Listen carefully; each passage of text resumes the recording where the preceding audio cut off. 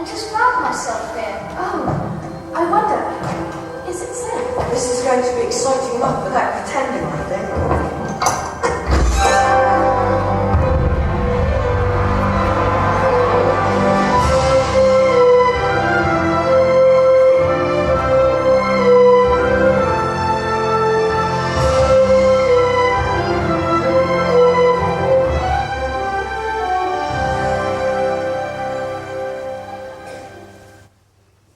Maats, weet julle in watter wêreld ons is? Dink julle die groot mense kan raai? Kinders wat prinse, prinsesse, ridders word, waar 'n aaklige seentjie in 'n draak verander. Kom ek gee vir julle nog een leidraad. Die belangrikste karakter in hierdie wonderwêreld is 'n leeu. Kom ons sê vir hulle, waar is ons? Ons is in Dis reg, Narnia. Nou waarom sal ons vandag Narnia in die kerk inbring? Weet julle dat die oom wat The Chronicles of Narnia geskryf het, baie lief was vir Jesus? Hy wou graag hê dat kinders anders oor Jesus begin dink. Hy wou graag ons groot mense uitdaag om anders te dink oor God, geloof, die Bybel en Christendom. En toe het hy hierdie wonderwêreld van Narnia geskep. Elke keer wanneer ons Narnia lees, ontmoet ons die groot, sterk, liefdevolle leeukoning met die naam Aslan. Hierdie slim oom, C.S. Lewis, het Aslan net as 'n gelykenis gebruik. Aslan gaan ook dood en word lewendig vir sy vriende. Maar hy is nie Jesus nie. Hy is bloot 'n metafoor vir Jesus. Hy daag ons uit oor hoe ons oor Jesus dink en voel. As daar werklik 'n wêreld was met pratende diere, sou Aslan die Jesus van daardie wêreld gewees het. Aslan straal 'n krag van werklikheid uit, waar ons hom ontmoet in die blaaie van Narnia. Elke keer wat 'n karakter vir Aslan teekom, is hy beide vreesaanjaend en iets vreeslik mooi. Dit laat ons dink aan Jesus in sy volle glorie, wat die leeu en die lam genoem word. Johannes moes ook hierdie volle glorie van Jesus ervaar het, daar waar hy in Openbaring 'n deur sien oopgaan het en skielik in die troonkamer van Jesus gestaan het. Daar waar Jesus die leeu van Juda en die lam van God genoem word. Ons sal nooit hierdie komplekse werklikheid van Jesus heeltemal kan verstaan nie. Maar ons wil hê julle moet 'n bietjie saam met ons bietjie van daai werklikheid ervaar. Ons gaan nie televisie kyk vandag nie. Ons gaan radio luister. So ek wil hê julle moet julle oortjies skerp spits en saam met ons luister na Narnia, na Aslan en sy vriende in Narnia, sodat ons saam met die duisende engele wat Johannes gesien het, kan sê, heilig, heilig, heilig is die Heer God, die Almagtige. Hy wat was, wat is en wat weer kom, en aan hom wat op die troon sit, die Lam, al die lof, al die eer en al die heerlikheid tot in alle ewigheid. Amen.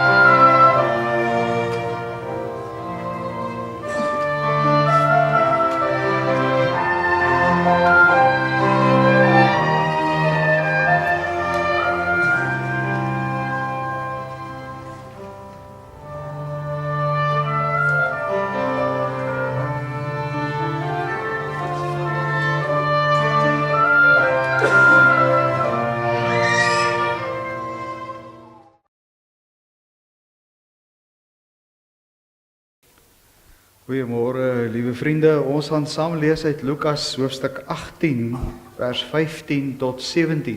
Net so 3 verse. Lukas 18, vers 15 tot 17. Die mense het ook kindertjies na Jesus toe gebring dat hy hulle moet aanraak.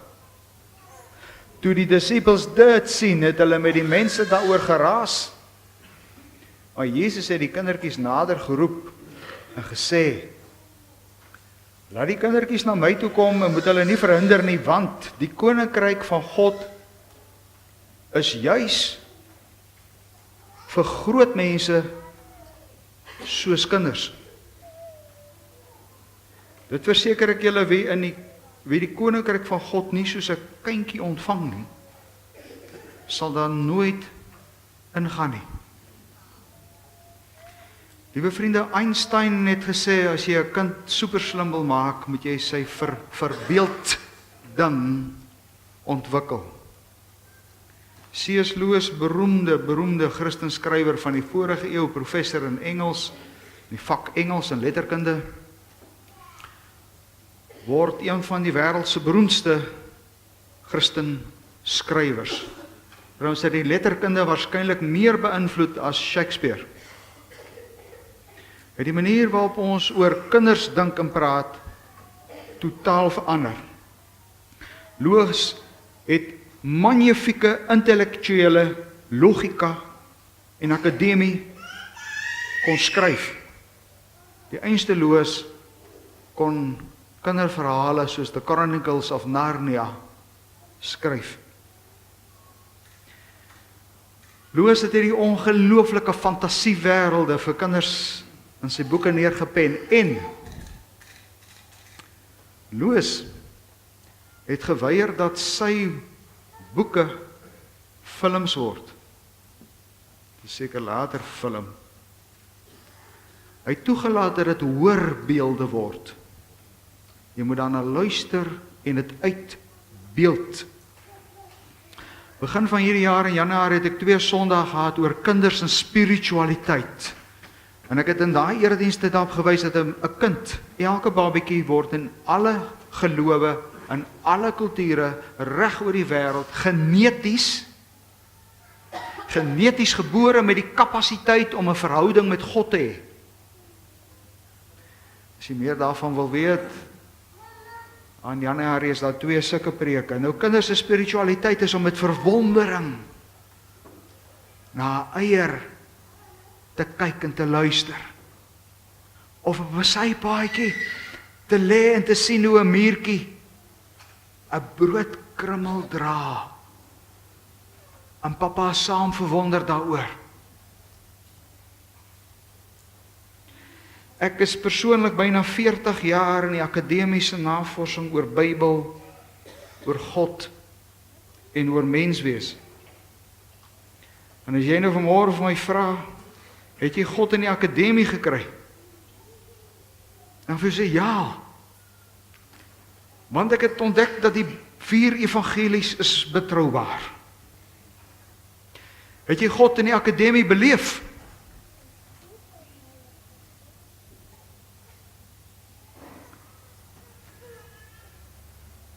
Ek het hom eerder beleef daar waar jy soos 'n kind is en soos 'n kind glo, waar jy kan beeld, waar jy kan verbeeld, waar jy kan inleef in die beelde van die Bybel. Jesus is die rots of die leeu. In hierdie Paassangdiens gaan ons almal aan die hand van uitbeelding deelneem aan die Bybel. Johannes 1 vers 1, in die begin was die woord daar. Kan ek dit vertaal? In die begin was die metafoor daar, die gelykenis daar, die metafoor, die beeld. En die metafoor was by God. En die metafoor was self God. Die beeld was in die begin daar, die lam van God, die leeu, en die metafoor was by God, en die metafoor was self God. Johannes 1 vers 1, in hom was daar lewe, vers 4, en die lewe was die lig vir die mense. In die volgende stukkie van die hoorbeeld is daar 'n baie bang seentjie, jy gaan dit hoor, en hy loop, in die pikdonker, dis donker, dan hoor hy langsom, voetstappe, en asem. Kom ons bid saam. Here, mag hierdie oordenking vanmôre oor hierdie Paassangdiens, mag dit ons raak om in hierdie Paase op 'n ryker manier aan u deel te hê. Seën hierdie erediens. Amen.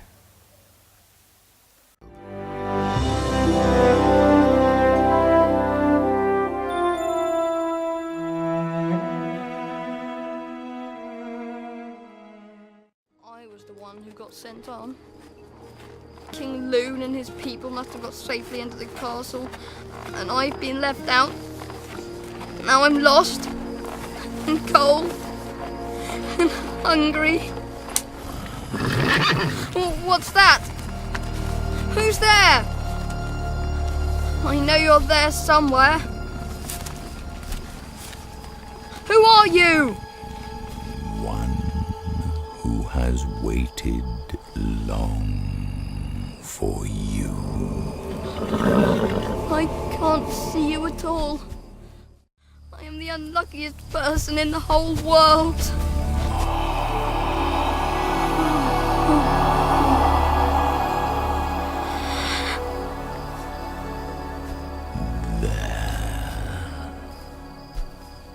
That is not the breath of a ghost. Tell me your sorrows. What? You believe you are unfortunate. Why? Why wouldn't I? If only you knew what my life has been like. Tell me. Well, I'm no better than an orphan. I've never known my real mother, nor father, and I was brought up by a cruel fisherman. And then, finally, I was able to escape. But for what? To get chased by lions, and get mistaken for someone else in Tash Barn, and get frightened half to death by some beasts near the tombs, and suffer from heat and thirst in the desert, and then, just as we're about to reach our goal, get chased by another lion, who wounded poor Aravis, and now I'm lost and miserable. I do not call you unfortunate. Don't you? No. But what about all my trouble? If nothing else, it was bad luck to meet so many lions. Most people wouldn't even meet one in a lifetime. And I met at least 4, Oh, maybe more. you met only one lion. What on earth do you mean? I just told you. There were at least 2 the first night, and... Oh, there was only one, but he was swift of foot.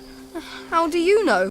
I was the lion. But... I was the lion who forced you to join with Aravis. I was the cat who comforted you among the tombs.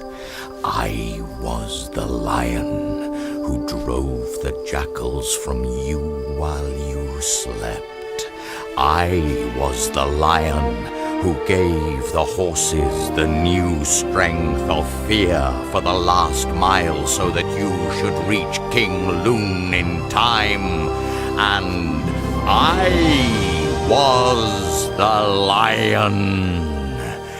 You do not remember who pushed the boat in which you lay, a child near death, so that it came to shore where a man sat, wakeful at midnight, to receive you. But But you also wounded Aravis. It was I. But what for? Child, I am telling you your story, not hers. I tell no one any story but his own. Who are you? Myself.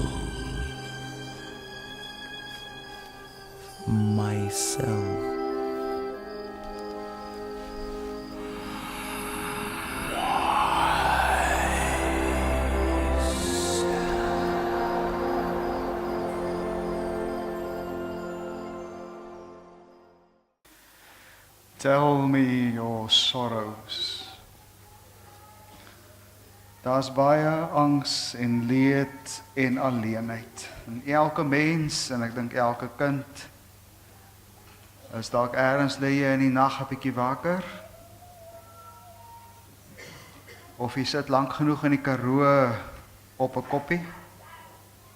Of ons ry partykeer Drakensberge toe, of ons gaan sit langs die see en dan moet niemand naby wees nie.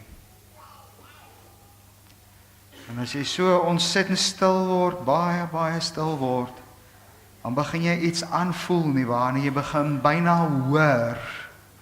Jy begin byna die ander kant, as my prof Heinz vir ons in die klas gevra het in 1976, waar is God? Dan het hy altyd self geantwoord, God is net hier. Net hier.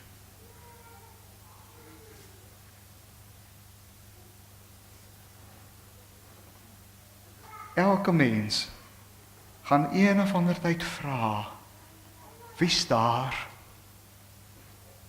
Wie is u? Wie is u, vriende? Alle egte ontmoetinge met God begin met die twee vrae. Wie's daar? Wie is u? En dan kom die antwoord, one who has waited long for you to speak. My liewe vriend, jy wat aan Paassangfees gaan deelneem saam met die gemeente. Al wat daar is, al wat daar in die ganse Bybel is metafore, beelde oor God. Hy's 'n vader, 'n pappa. Hoe's God? Hy's soos 'n pappa. Of 'n ander beeld, hy's lig. Ek kyk nou in die lig in, hy's lig. Of hy's soos 'n skaapwagter, kyk hy stap agter skape aan. God is so nou. Sien, liewe vriende, ek wil vir julle vanmôre inlei in om verder te gaan in jou geestelike lewe. Ek tree, as ek vra, wie is u? Dan tree ek toe tot 'n metafoor, tot 'n beeld. Vanmôre dan die leeu. Daar geen ander manier om toe te tree nie. Johannes 1, in die begin was die woord daar, en die woord was by God, en die woord was self God. In die begin was die metafoor daar. En die metafoor was by God, en die metafoor is self God. Wie is u? En die metafoor, liewe vriende, praat. Vader, wie is u? Dan gaan jy gaan die Vader hoor met jou praat. As jy in die lig inkyk, wie is u? Dan gaan jy die lig hoor en met jou praat.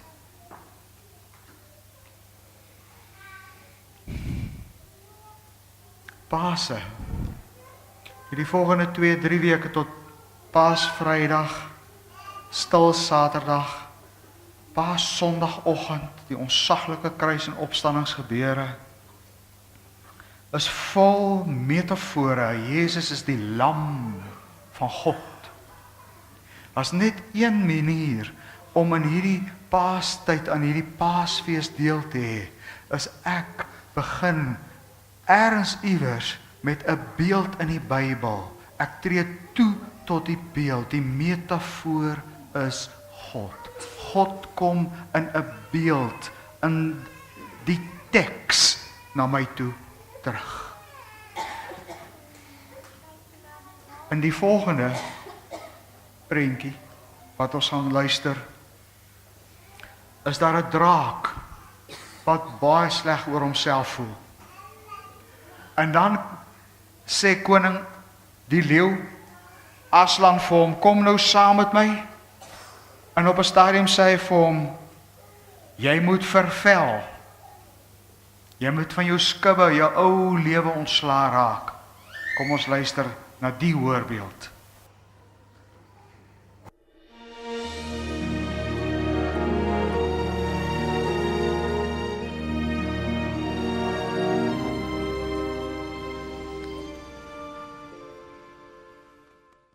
It was clear to everyone that Eustace's character had been rather improved by becoming a dragon, and the pleasure, which was quite new to him, of being liked, and still more of liking other people, was what kept Eustace from despair. For it was very dreary being a dragon. He shuddered when he caught sight of his own reflection as he flew over a mountain lake. He hated the huge bat-like wings, the saw-edged ridge on his back, and the cruel, curved claws. He was almost afraid to be alone with himself. And yet he was ashamed to be with the others.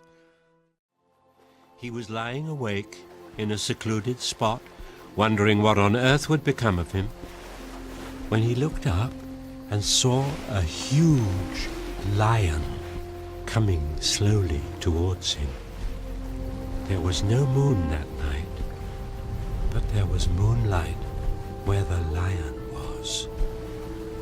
It came nearer and nearer until it was close enough to look straight into his eyes. Follow me. And Eustace thought, Follow you? To where? Follow. so Eustace got up and followed it a long way into the mountains, and finally to the top of one where there was a garden with trees and fruit. In the middle of it was a large well, like a round bath with marble steps going down into it. The water was as clear as any he'd ever seen in his life. The water looks so soothing. If I could get in there and bathe, it would ease the pain in my leg. You must undress first. But I can't undress, because I don't have any clothes on. Still, you must undress first. Then it occurred to Eustace that dragons are snaky sorts of things, and snakes can cast off their skins. That's what you mean. I can shed these scales. So Eustace started scratching himself, and the scales began to come off. He scratched deeper, and instead of just scales, his entire skin started peeling off. After a minute or two, he stepped out of it. He could see it lying there beside him, looking very nasty. But it was a most lovely feeling, and he started to go down into the well for his bath. But just as he was going to put his feet into the water, he looked down and saw... Oh, my feet are hard and rough and wrinkled and scaly, just like they were before. Can I scratch that off too? So he scratched and tore again, and this underskin peeled off beautifully, and out he stepped and left it lying beside the other one. He went down to the well for his bath. But once again he looked down and saw... Oh dear, how many skins do I have to take off? So he scratched away a third time and got off the third skin, just like the other two, and stepped out of it. But as soon as he looked at himself in the water, he knew it was still no use. It won't come off. You will have to let me help you. You'll take it off? But how? You mean with your claws? Lie down on your back. Desperate now, Eustace agreed and lay flat down on his back. The very first tear the lion made was so deep that he thought it had gone right into his heart. And when the lion began pulling the skin off, it hurt worse than anything Eustace had ever felt. The only thing that made him able to bear it was the pleasure of feeling the skin peel off. But this skin was unlike the 3 Eustace had peeled off himself. This was thicker and darker. Soon Eustace was as smooth and soft as a peeled switch, and smaller than he had been. And then the lion caught hold of him. Ow! Be careful. I'm a bit tender. And threw him into the water.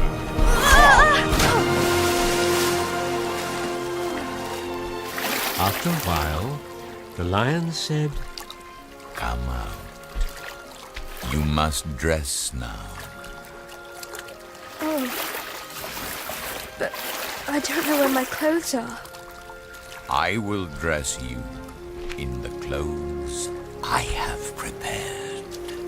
Though Eustace could never explain how, the lion dressed him.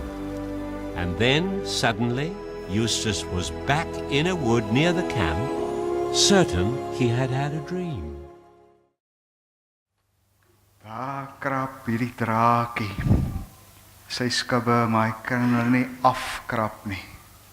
En dan sê die leeu, you will have to let me to help you. En met een verskriklike krap tot binne in sy hart, krap hy sy ou vel af. En skielik is hierdie draakie, hierdie sagte, nuwe mens. En dan sê Aslan die leeu vir hom, I will dress you in the clothes I have prepared. Nou liewe vriende, die Nuwe Testament het hierdie aangrypende stukke in Efesiërs en Kolossense. As God sê, volg my, dan sê hy, trek die ou klere uit die ou lewe uit en trek die nuwe lewe, die nuwe klere aan.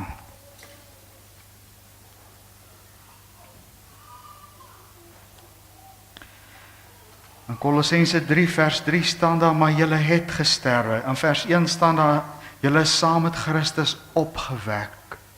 Hoor die aangrypende taal. Ek is saam met Christus gekruisig.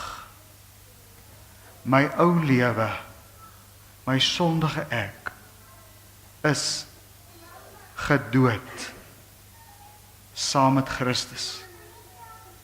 En my nuwe lewe, my nuwe ek, die beeld van God wat in my geskep is saam met hom opgewek in die opstanding. Dan kan jy dink as jy net dit vat vir Paasoordenking, dat my ou ek is gedood. Hierdie, en kom ek lees dit toe, Kolossense 3:9, maar nou moet julle aflê, toorn, woede, boosheid. Vers 9, lieg nie vir mekaar nie, want het iets gebeur aan die kruis, omdat julle die ou mens met sy werke afgelê het. En julle met die nuwe mens bekleed wat vernuwe word tot die beeld van sy skepper. Aan die kruis hier die nuwe mens wees gekry en God gaan voort, hy gaan dit vernuwe en vernuwe. Dan kan jy sien, die manier waarop hierdie teks waar word in my lewe is, as ek tot die woorde toetree, Here, u het my gedood aan die kruis. Soos die leeu die draakie se vel krap, so het u my destyds aan die kruis, die ou lewe, afgekrap. En het vir my die nuwe lewe aangetrek wat u voorberei het. En hierdie teks sê, u is elke dag daarmee besig.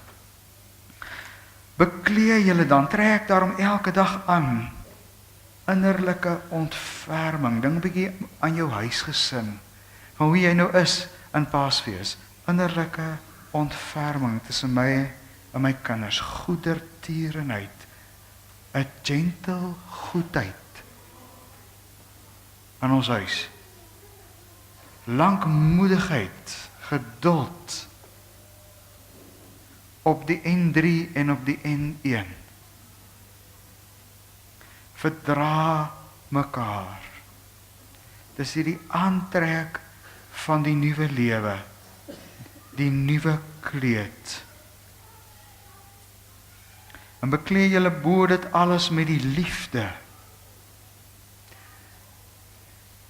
Ek kan die hele Paastyd deurgaan, deur elke moment te voel hoe God lief hê soos 'n baadjie om my sit. Dis wie ek is in Christus. En kan jy dink wat gaan gebeur as jy tot hierdie metafoor toetree vir 2 weke tot en met Paasnaweek?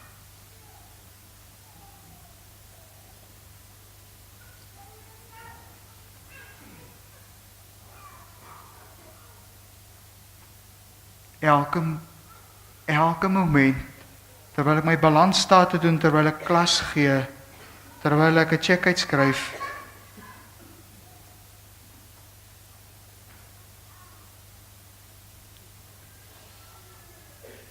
die innerlike goedheid, die innerlike ontferming, die geduld, die liefhê.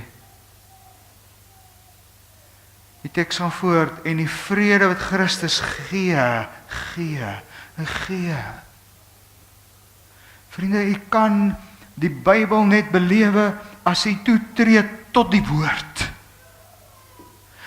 tot die metafoor. Hy skenk sy vrede aan my.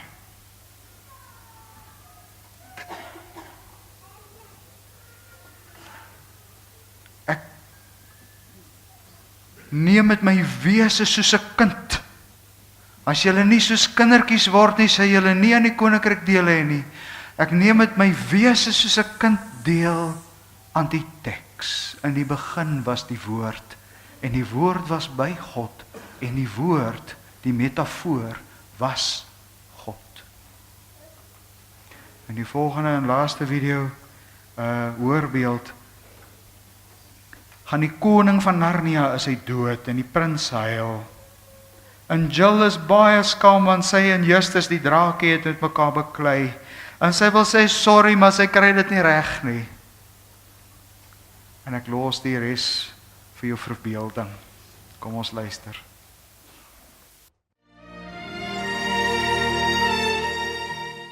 The musicians stopped. Father.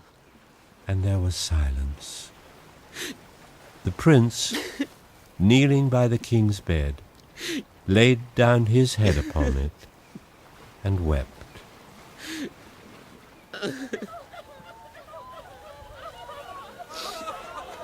What's happened, Eustace? Quiet, Jill. The king is dead. Oh, no. I wish I was at home now. Me too.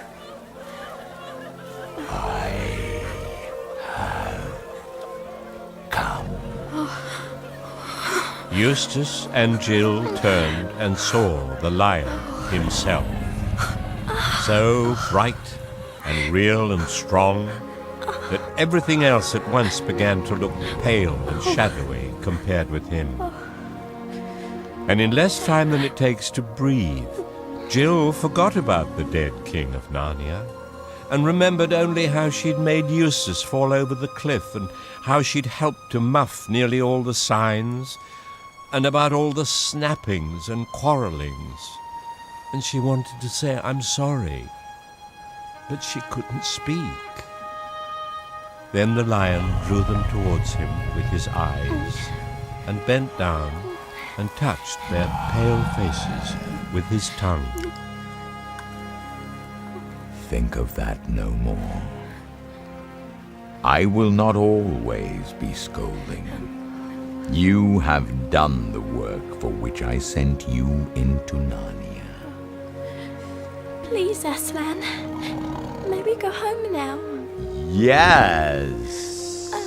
I have come to bring you home. Then he opened his mouth wide and blew.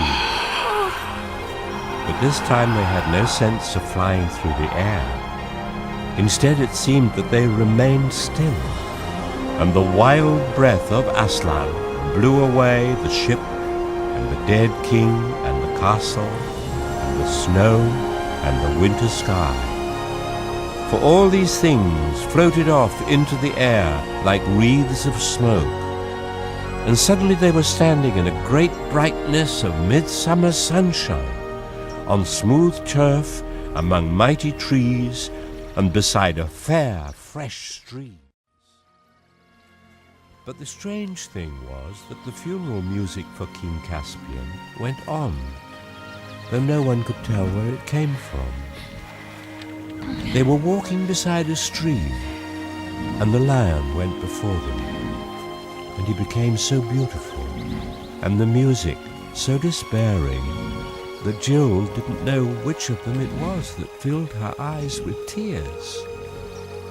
Then Aslan stopped, and the children looked into the stream. There, on the golden gravel of the bed of the stream, lay King Caspian, dead, with the water flowing over him like liquid glass. His long white beard swayed in it like waterweed, and all three stood and wept. Even the lion wept, great lion tears, each tear more precious than the earth would be if it was a single solid diamond. Son of Adam, go into that thicket and pluck the thorn that you will find there and bring it to me. Yes, Aslan. Eustace returned a moment later. The thorn was a foot long and sharp as a sword. Drive it into my paw, son of Adam. Oh, must I? Yes. Then Eustace set his teeth and drove the thorn into the lion's paw, and there came out a great drop of blood, redder than all redness you've ever seen or imagined. And it splashed into the stream over the dead body of the king. At the same moment, the doleful music stopped, and the dead king began to be changed. His white beard turned to grey, and from grey to yellow, and got shorter and vanished altogether, and his sunken cheeks grew round and fresh, and the wrinkles were smooth, and his eyes opened, and his eyes and lips both laughed, and suddenly he leapt up and stood before them, a very young man. Aslan! He flung his arms as far as they would go round Aslan's huge neck, and he gave Aslan the strong kisses of a king, and Aslan gave him the wild kisses of a lion. Paasse, die kruisiging en die opstanding, I have come to bring you home. Man kan nie dink as jy die hele 2 weke net hierdie een woord, ek gaan om vir julle plek te berei. Of ek sal julle nie alleen agterlaat nie, kom sal my gees aan jou gee. Of die aand voor Jesus sy gekruisig is, dan was hy sy disippels se voete met 'n waterskotteltjie een vir een, vryf hy met sy vingers tussen die tone. Voel bietjie? Hy vryf met sy vingers tussen jou tone. En dan sê hy, julle is nou skoon. Vriende, om werklik aan hierdie Bybel deel te neem, moet ek 'n teks soos hierdie, julle is nou skoon. Ek moet 2 weke lank in die prentjie ingaan en dit hoor en hoor en hoor en beeld soos 'n kind en beeld soos 'n kind. Julle is nou skoon. Wat is 'n Christen in Gauteng? Wie's ek? Ek leef onder hierdie klank, binne in hierdie klank. Julle is nou skoon. Al wat ek kan doen is, dankie Here. Dankie Here. Dankie Here. 2 weke Paasfees. Dankie Here. Dankie Here. Dankie Here. Was my voete, Here. Dankie Here.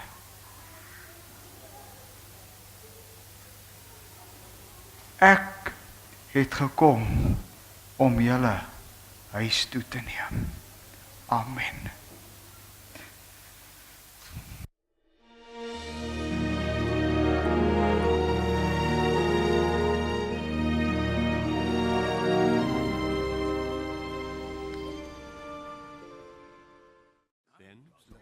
Aslan turned to them all and said, You do not yet look so happy as I mean you to be. We're so afraid of being sent away, Aslan. And you've sent us back into our own world so often. No fear of that. Have you not guessed? We have our hopes, Aslan. But what should we have guessed? There was a real railway accident. Your father and mother and all of you are, as you used to call it in the Shadowlands, dead. The term is over. The holidays have begun. The dream is ended. This is the morning. and as he spoke, he no longer looked to them like a lion.